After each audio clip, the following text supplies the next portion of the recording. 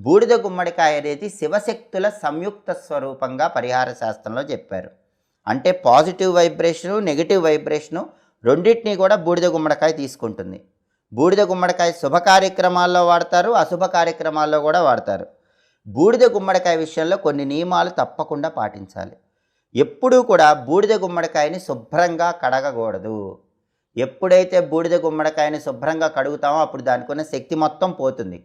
కాబట్టి ఎట్టి పరిస్థితుల్లో బూడిద గుమ్మడికాయని శుభ్రంగా కడగకూడదు. అలాగే బూడిద గుమ్మడికాయ ఎప్పుడు ఉపయోగిస్తున్నా సరే ఇంటి ముందు కట్టడానికి పసుపు రాసి కుంకుమ బొట్లు పెట్టాలి. అలా పెట్టిన తర్వాతే బూడిద గుమ్మడికాయ కట్టాలి. అలాగే బూడిద గుమ్మడికాయని ఎప్పుడూ కూడా తొడిమ పట్టుకొని పైకి ఎత్తకూడదు.